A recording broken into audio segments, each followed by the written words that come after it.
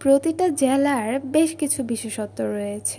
এগুলো কি, যেমন ধরো হচ্ছে ওইখানকার বেশ কিছু মজার মজার খাবার, তারপর হচ্ছে ওইখানকার বেশ কিছু জায়গা, এছাড়াও অনেক কিছু। আমি অত গুছিয়ে বলতে পারি না ভাই। আসসালামু আলাইকুম এভরিওয়ান, আই হোপ সবাই ভালো আছো। আলহামদুলিল্লাহ, আল্লাহর অশেষ রহমতে আমিও ভালো আছি। আজকে বাসায় আমরা প্ল্যান করেছিলাম মুক্তাগাছা রাজবাড়িতে যাব। তো যেই কথা সেই কাজ, আমরা বাসা থেকে বের হয়ে যাই, একটা বাসে উঠে যাই। বাস থেকে যেতে আমাদের প্রায় সময় লেগেছিল 25 থেকে 30 মিনিটের মতো। বাস থেকে নামার পর রাজবাড়ি অনেক কাছে, তারপরে আমরা রিক্সা নিয়ে নিয়েছিলাম। রিক্সা ভাড়া পড়েছিল মাত্র 20 টাকা। এরপর আমরা রাজবাড়ির সামনে চলে আসি। রাজবাড়ির সামনে এসে আমরা রাজবাড়িতে ঢুকে যাই। রাজবাড়িতে ঢোকার সময় একটা মামা থাকে, সেই মামা আমাদের কাছে বলছিল কিছু দিয়ে যান। তো আমরা বলছিলাম আমরা যখন বের হব তখন কিছু দিয়ে যাব।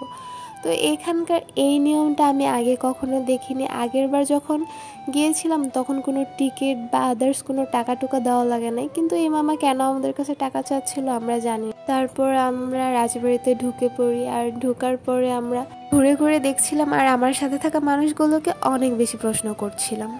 কি প্রশ্ন করছিলাম জানো? রাজা রানীরা কোন জায়গায় কি করতো। আর আমি নিজে নিজেই কল্পনা করছিলাম তাদেরকে, যে তারা এই জায়গায় এটা করতো, সেই জায়গায় সেটা করতো। আমার মতো কল্পনা প্রেমী কারা আছো বলো তো, যারা কল্পনা করে অনেক কিছু ভেবে ফেলো, সেটা বাস্তব জীবনে হোক বা না হোক। আমরা কল্পনাতে অনেক বেশি সুখী থাকি, কারণ আমরা কল্পনা করে অনেক কিছু পেয়ে যাই। এই ব্যাপারটা অনেক বেশি ইন্টারেস্টিং, তাই না বলো? আমরা যেদিন গিয়েছিলাম রাজবাড়িতে সেদিন প্রায় ভালোই বৃষ্টি ছিল। তো বৃষ্টির কারণে সব জায়গা কেমন স্যাঁতস্যাঁতে ছিল, পানি ছিল।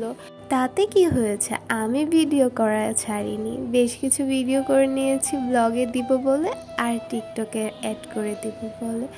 এখানে আমরা ছাড়াও আরও অনেকেই ছিল যারা আমাদেরই মতো ছবি তুলছিল, ভিডিও করছিল।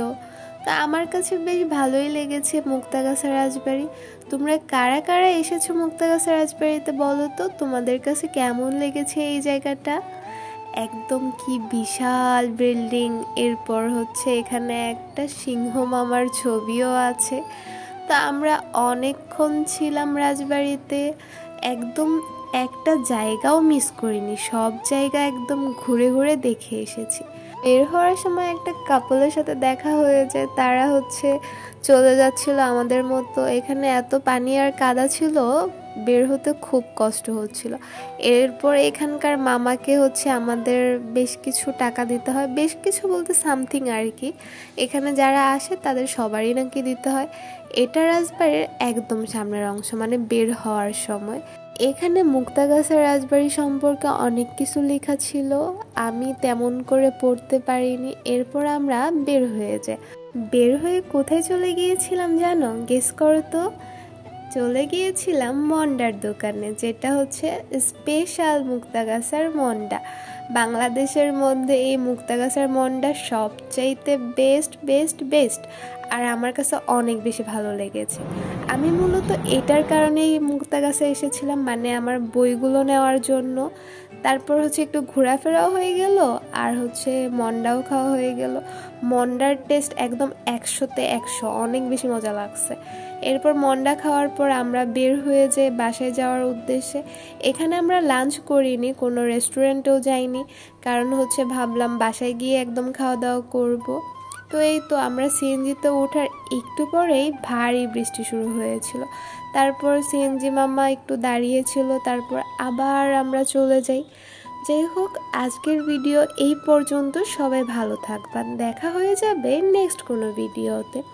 আমার জন্য অবশ্যই সবাই দোয়া করবা, অ্যান্ড তোমাদের জন্য আমার মন থেকে অনেক অনেক দোয়া থাকবে। সবাই ভালো থাকবা, দেখা হয়ে যাবে নেক্সট কোনো ভিডিওতে। আসসালামু আলাইকুম, আল্লাহ হাফিজ।